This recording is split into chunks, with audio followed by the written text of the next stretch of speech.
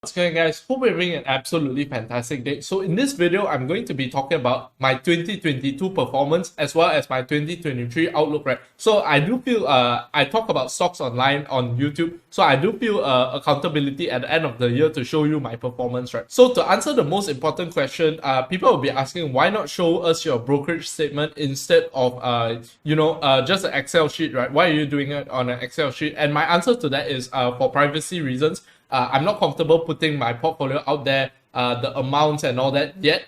But maybe in the future we'll have a look at that, right? So maybe a few years down the road. But at this current point in time, I'm not comfortable doing that yet, right? So you can believe me that this is my real portfolio if you want, and you can don't believe me if you don't want to, right? So I'm gonna just talk about the weightage a while. So this is basically how much of my portfolio is inside this particular stock or ticker, right? And you might notice if you add them together, they don't add up to 100%, right? And that's because I rounded off some of the numbers, so it might add up to like 101% or maybe let's say 90 something percent. I don't know the exact number, right? So we have a cost basis here and current price as well, right? So let's start off with the tickers.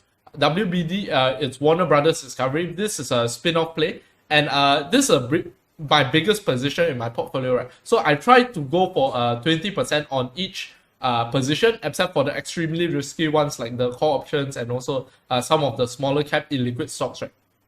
So Warner Brothers Discovery, this one has been a bit disappointing, but I can't say surprising, right? Because it is a merger play, and merger plays tend to have sell off throughout the year, right? And also the market has done quite horribly, right? And at a current point in time, actually during the time that all the rest of my portfolio was doing very badly, WBD was actually doing well, right? So I don't know what happened there. So Nerdy is an online education platform. So I'm not going to go through all in detail, right? But then I want you guys to have some idea of what it is, right? And 9988 is basically Alibaba, but on the Hong Kong Stock Exchange. So Baba Core Options, Meta Platforms, and also Pixelworks. So you might notice that I run a very concentrated portfolio, right? So what 5 or 6 names basically have all my assets in it, right? So now let's take a look at the profit and loss, right? And then I'm going to get into my plans for 2023, right? So I'm putting this out because it's before the first day of trading of 2023, right?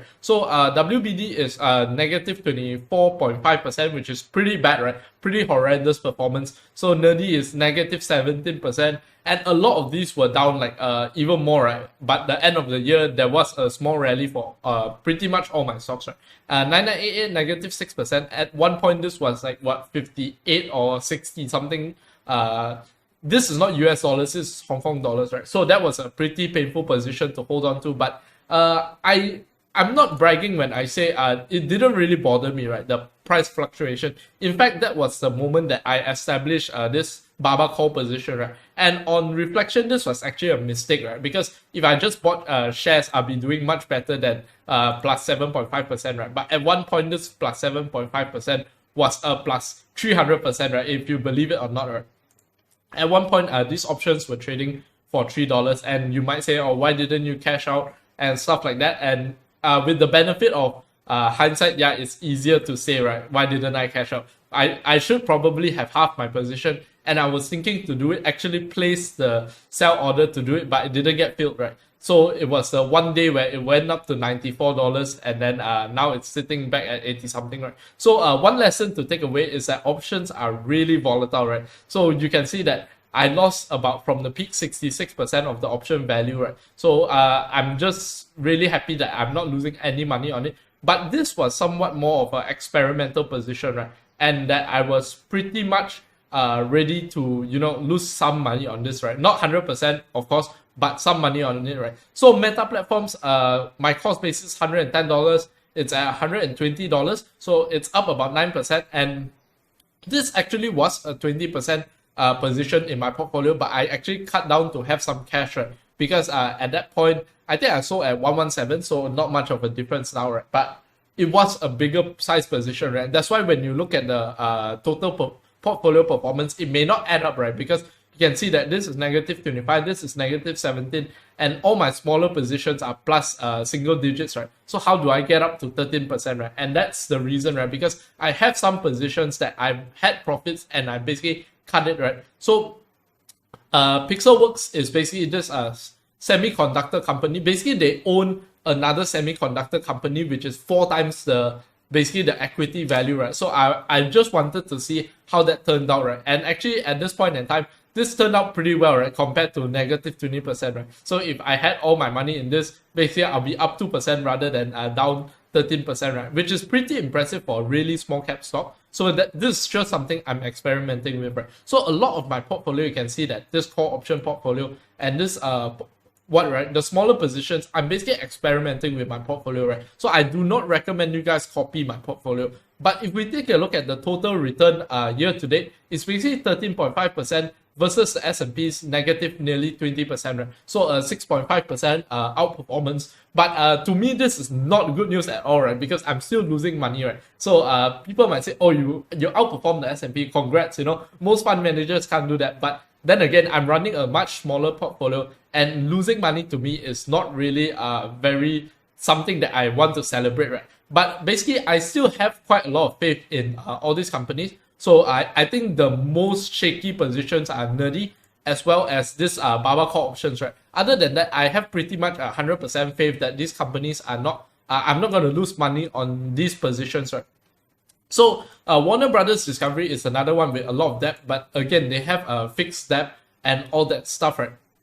So some people might be asking a few things, right? If you are a long-time viewer, so where is your GBTC position, right? Basically, I said I'm interested in starting a GBTC position, but ultimately I didn't go ahead and do that because I still believe crypto and all that is still a question mark in my head. So if you're enjoying the video so far, do help me smash up the like button, hit subscribe, and also hit the bell button and press on all, right? So this will really help out the channel. And also watch till the end, right? Because obviously you don't want to miss any important information. And also, I do believe going on to the next year, I think there will still be a leg down, right? So that's just my opinion, right? So that is why I don't have a position in GBTC. And another one is actually Stone Cold, right? And that company I actually bought and sold, and I'm looking to buy again. So I'm looking mainly to liquidate these two main positions, not liquidate entirely, but get some cash out of it. And also this Baba call position, right? So the Stone Cold position, basically I bought at $8, but it was a really small position, right? So basically I bought with like I don't know, I think maybe 5% of my net asset value, which is very low for me. Of course, some people with 50 positions might say, wow, that's really high allocation. But I wanted to get it up to a 20%, but then it basically just shot up to like $12 in like a few weeks, right? So I sold it off, and now it's trading around $9, and I'm ready to get back into it, right? So going into 2023, I want to have more of a cash position, and also I'm going to be basically buying put options on the Dow, right? Basically shorting the Dow. So some people might be saying, oh, why would you short the Dow, right? If you look at the Dow, the past year's performance is only negative 9% when the QQQ is down basically 30% and the S&P is down 20%, right? But we have to realize that this negative 9%, I'm not looking at it at just a number and saying, oh, negative 9%, oh, I should short because it's doing better than negative 20 and also negative 30. So eventually there will be mean reversion and all of them will be around the same, right? I'm not saying that, right? Because when I take a look at the Dow stocks, actually a lot of them are overvalued, right? I think McDonald's is trading nearly a 30 P ratio, right? And P ratios are the way to value Dow stocks, right? Because these are profitable, old, not innovative kind of companies, right?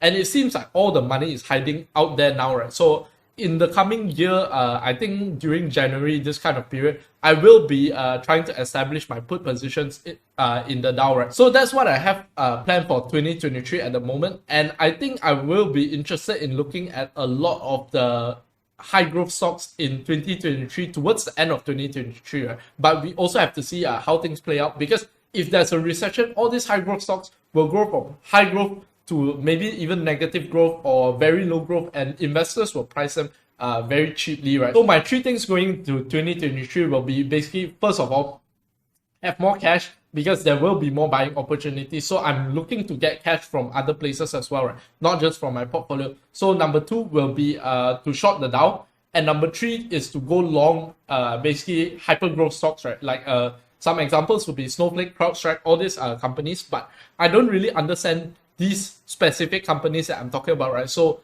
do your own research, right? If you can understand them, to me, they are incredibly complex, right? So I will look for simpler growth stocks, right? So I saved this till the end because basically anyone that's watching to the end is the people who are actually really interested in my videos. I want to hold myself accountable, and basically maybe every 3 days I'll post at least one video, right? Because that was consistently done at the maybe middle of 2022, but towards the end of 2022 I really started slacking, right? So that's about all I wanted to share today. If you did enjoy the video, do help me smash up the like button, hit subscribe, and also hit the bell button. With that being said, have a fantastic day ahead and peace out.